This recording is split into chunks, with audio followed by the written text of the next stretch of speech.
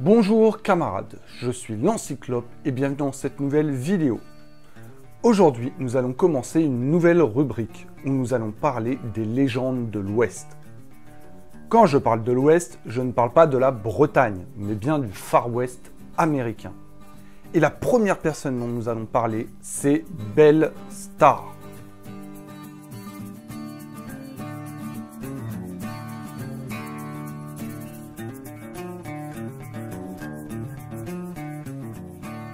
Belle Starr est née le 5 février 1848 à Carthage dans le Missouri. Elle s'appelle alors Myra Mabel Shirley et est surnommée May par sa famille. Son père est d'abord fermier et devient tenancier de bar en 1860. En 1864, la famille déménage à Sienne au Texas. Heureusement pour eux, car la ville de Carthage qu'ils viennent de quitter est détruite par les troupes confédérées quelques temps plus tard. La même année, son frère aîné John Bud Shirley est tué par les troupes unionistes. Pour vous résumer rapidement, lors de la guerre de sécession, les troupes unionistes étaient situées au nord et elles luttaient pour la fin de l'esclavage. Les troupes confédérées représentaient les États du Sud qui étaient farouchement esclavagistes.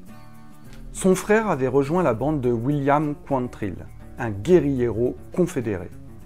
Dans cette troupe, on retrouvait également Jesse James et son frère Frank. Ceux-ci ont dû se cacher quelque temps dans la maison des Shirley. Leur mode de vie exerça une grande influence sur la future Belle Starr. On peut noter aussi que Belle Starr servit d'indique pour les troupes confédérées, leur indiquant notamment les positions des troupes nordistes. En 1866, Belle épouse Jim Reed, un ami d'enfance. Ils auront 2 enfants, un garçon et une fille. Jim Reed travaille en tant que fermier, mais il se rend compte qu'il n'est pas fait pour ce métier. Il commence alors à fréquenter plusieurs bandits, notamment les frères James dont on a parlé auparavant. Il fréquente également le clan Starr, une famille d'origine cherokee, principalement connue pour le vol de bétail et de chevaux. Jim et Belle changent plusieurs fois de territoire. En 1869, Jim tire sur un homme, croyant que celui-ci est l'homme qui a tué son frère. Pour éviter la prison, le couple décide de fuir en Californie. À peine 2 ans plus tard, ils doivent à nouveau fuir, suite à une affaire de fausse monnaie, et le retournent au Texas. En 1873, le couple est cette fois contraint de fuir séparément. C'est un vol de 30 000 $ en pièces d'or qui est la cause de la fuite.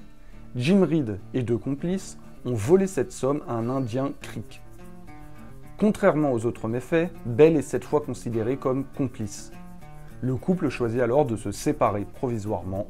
Belle se cache à Sienne et Jim Reed à Paris, tous les deux au Texas.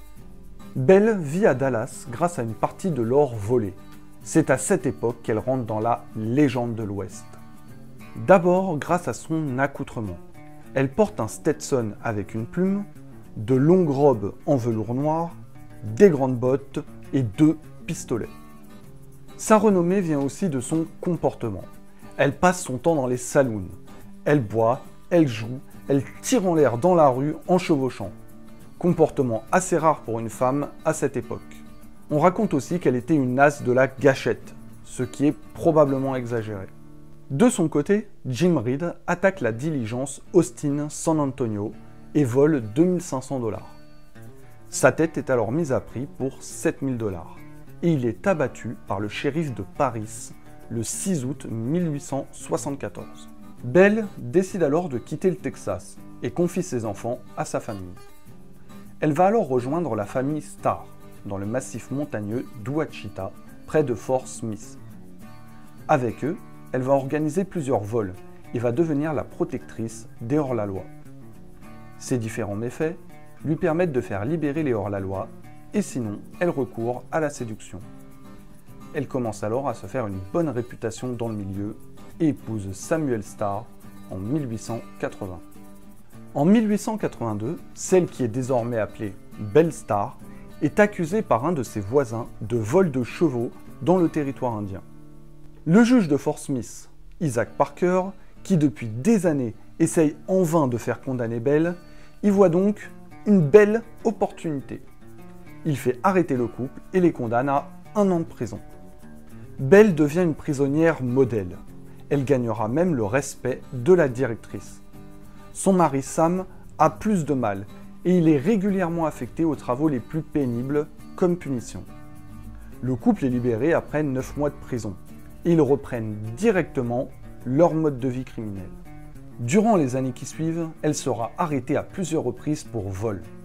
À chaque fois, les preuves manquent et le juge Parker doit la relâcher.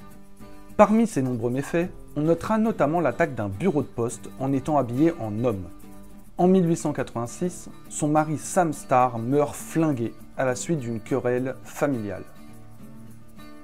2 ans plus tard, c'est son fils Ed qui est arrêté pour vol de chevaux. Les avocats de Belle Starr vont jusqu'à contacter le président des États-Unis, Stephen Grover Cleveland, pour que celui-ci commue la peine de son fils à 7 ans et qu'il amnistie Belle. En échange bien sûr qu'elle arrête son activité criminelle. Le 3 février 1889, Belle Starr est assassinée près de son ranch dans l'Oklahoma. Alors qu'elle est à cheval après avoir effectué quelques achats, elle se fait tirer dessus dans le dos. Le tireur n'a jamais été identifié. 3 hommes ont malgré tout été soupçonnés de ce meurtre. Edgar Watson. Belle Starr habitait ses terres, mais elle refusait que celui-ci pénètre sur ses propres terres. Une longue querelle s'était donc engagée entre eux. Jim July, son amant Cherokee, avec qui elle s'était récemment bagarrée. Et enfin son propre fils, Ed, avec lequel elle entretenait une relation difficile. Vous connaissez maintenant l'histoire de Belle Starr.